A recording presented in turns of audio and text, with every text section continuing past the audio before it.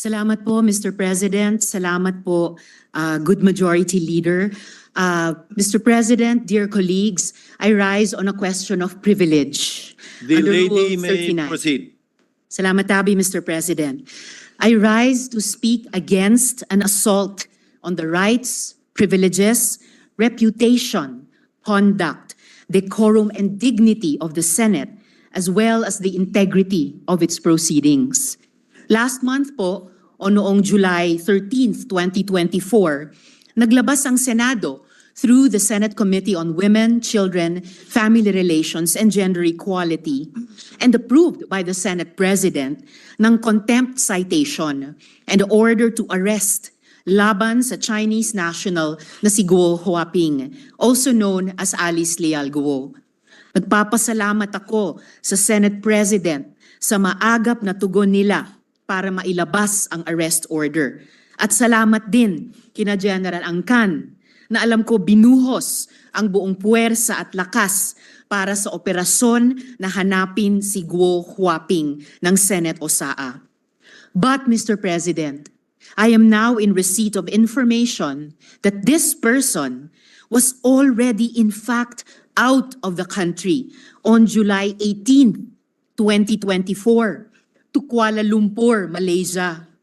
Ipapakita ko po ang dokumentong ito bilang patunay na pumasok sa Malaysia si Alice Guo. Siya po ay pumasok ng 12:17, 13 seconds military time ng July 18. Kaya ibig sabihin, umalis siya ng Pilipinas sa gabi ng July 17.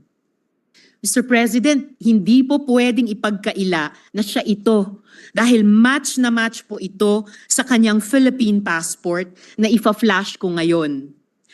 Maraming salamat sa NBI sa impormasyong ito.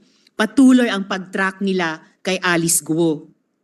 Ayon sa aking isa pang source, Mr. President, tumuloy si Alice Guo sa Singapore kung saan nagtagpo-tagpo sila ng kanyang magulang na sina Lin Wenyi at Guo Jianzhong.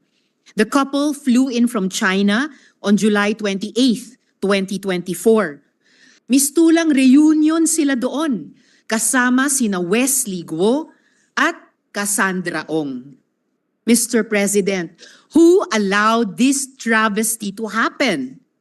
Sinong may kagagawa nito?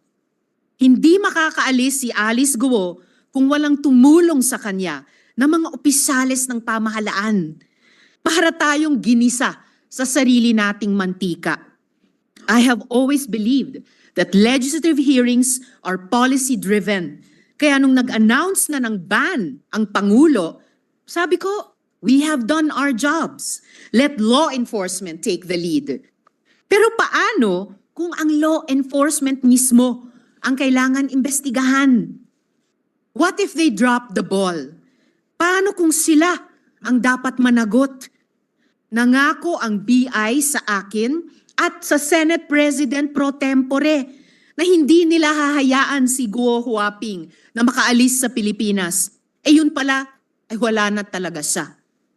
Mr. President, kung hindi po natin ito gawan ng paraan as an institution, as a country, parang nagpasampal tayo sa dayuhang ito na paulit-ulit ni sinaula ang ating mga batas, patakaran at proseso. Salamat po, Mr. President.